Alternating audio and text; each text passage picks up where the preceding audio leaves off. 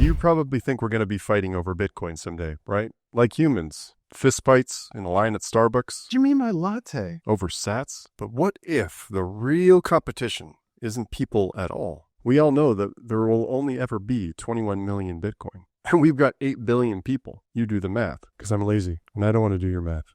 All right, fine, I'll do your math. At Conservatives Are Dummies. Just leave me a good comment next time. 21 million divided by 8 billion, that's 0.002625 Bitcoin per person. But we haven't even added in the extra factor, and that is, we've got another competitor. What if the real competition isn't between people at all?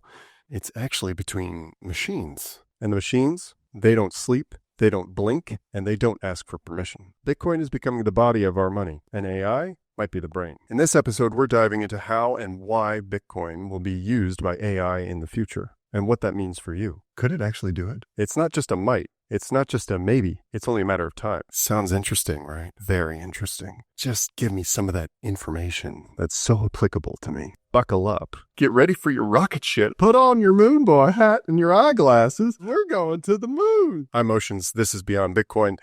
Let's dive in.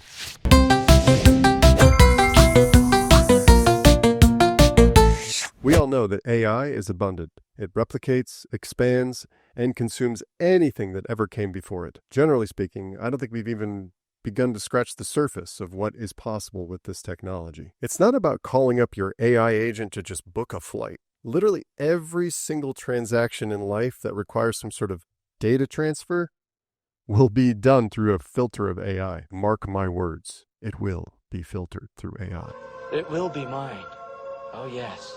It will be mine. It will enter every aspect of life, from the way that your emails stack up in your inbox to the way that you stack your cans of beans in the cupboard. I'm a man who loves my beans.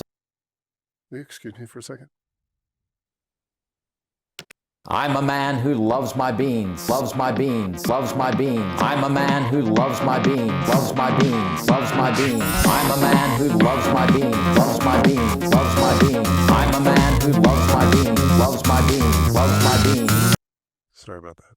Anything that requires optimization and systemization will have an AI solution attached. Agents will be like 1,000 steps ahead of you in almost every aspect of your life. So the question becomes, how do these agents all work together? How will my toaster know to crisp my pita bread at exactly 1:47 to line up with the caloric intake recommendation of my AI dietary agent? It's a good question. You've got a system here that demands discipline and is in constant need of communication and exchange. That's the tension. And subsequently, that's the opportunity. Here's the current problem. AI uses compute, obviously. Siri, what is compute? Computation, you big dummy. The process of calculating an answer or amount using a set of rules and initial conditions. Makes sense. So it costs money every single time I try to Google where the Jonas Brothers are now. Well, not exactly. It costs energy. Google's system has to do a calculation in order to serve you up that important information. And energy has a cost associated with its production. So it costs money. Well, yeah, I guess. Compute equals power, storage, network bandwidth, and APIs, or application programming interfaces. That is the power that is required to move that information, the storage that's required to sit somewhere, the network bandwidth that throttles the speed of the information's movement, and the interface, in which that information can be interpreted. Right now, somebody else pays for that. Cool. Usually a credit card or a billing account or a monthly invoice to a human. But as AIs become autonomous, that model doesn't scale. Why does that model not scale? This is a serious question. I don't know why that model doesn't scale, so I have to look at my notes. You can't just give every agent your Visa number. Siri, why can't I give my AI agents my Visa card? The answer should seem pretty obvious. But would you hand out your house keys at the subway station because you don't need them at the moment? No. Same principle. A human network like the Visa network isn't built for robots. It assumes that every single transaction has a human on the other line. Credit card companies have fraud detection, credit limits, passwords, and banks. AI can't use any of those things. I don't know if I need to tell you this, but AI agents, are not people. You're not a person. They don't have wallets in their pocket, and they certainly don't get panicked when they get their third overdraft notification of the week. If you gave your AI agent a credit card that actually worked, it would go broke almost instantaneously. Give your credit card to one AI and suddenly it spins up 50 copies of itself, each buying weather data, GPU time, and cat images. Credit card companies are based on a trust system. A credit score measures your worthiness to extract credit from the market. We're not worthy! We're not worthy! You're worthy, you're worthy, get up! AI, on the other hand, needs a truth system, not a trust system. Something that is, not something that could be. I wonder, is there a system out there that holds an immutable record of all the transactions that have ever been conducted on its network that can't be tampered with and maintains its accuracy down to the very last unit? Problem is, Visa is reversible, it's permissioned, and it's centralized. The first attempt of any kind of questionable overseas transaction would result in a flag, a block, a freeze, a cancellation, sending your super cool AI agent into an infinite error code. Enter Bitcoin. Enter Bitcoin. Come on in. Unlike Visa, Bitcoin is final, permissionless, and programmable. Isn't that why we're all here? Duh. If we want this beautiful utopia of autonomous AI agents running around and booking flights for us, we need systems that don't rely on trust. If any of these several AI systems that we're imagining are going to actually interact with each other, their system needs to have a native form of money, not just for the purchasing of goods and services, but for the cost of the very computation itself. And as I'm sure that you can gather already, it will need something permissionless, global, and programmable. And most importantly, scarce. Which one is that?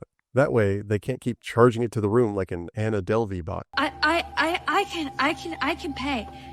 I can pay. Bitcoin is what grounds AI in gravity. It becomes the meter of intelligence. Imagine, every time an AI writes a sentence or draws a picture, accesses information, or makes a decision, it pays a small fee in sats. Just like code consumes CPU cycles, AI will consume sats.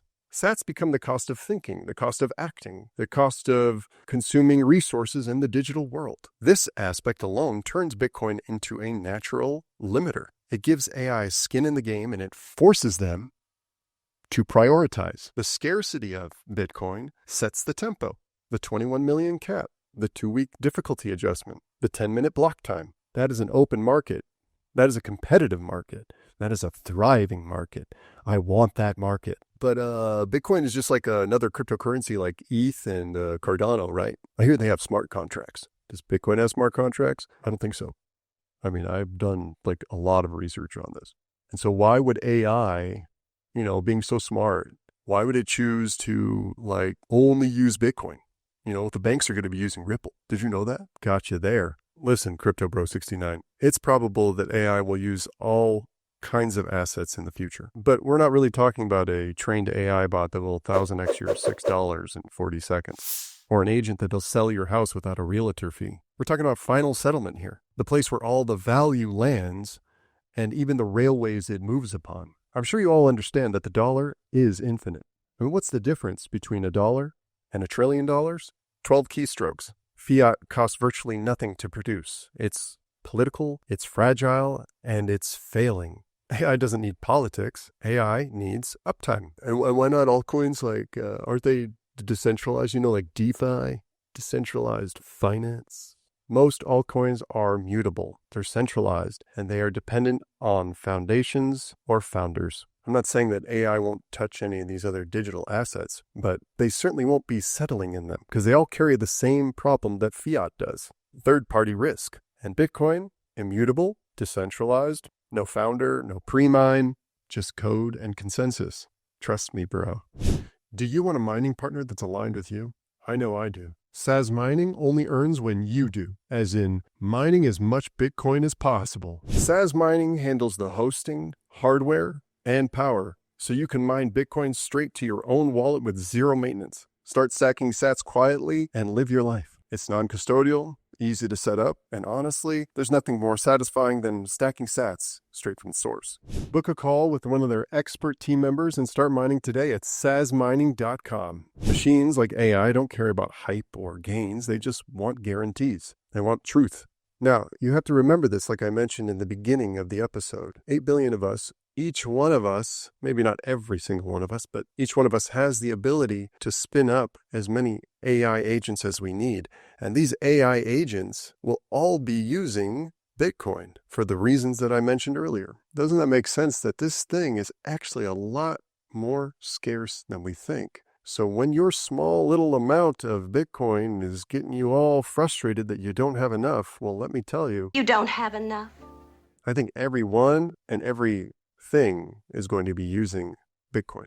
So what's the takeaway? There's 8 billion of us and a whole bunch of AI agents, and they're all vying for the same thing, 21 million Bitcoin. Now, why don't you do that math?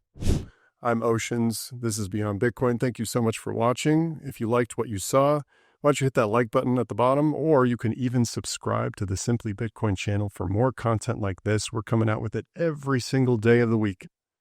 Great content. See you in the next one.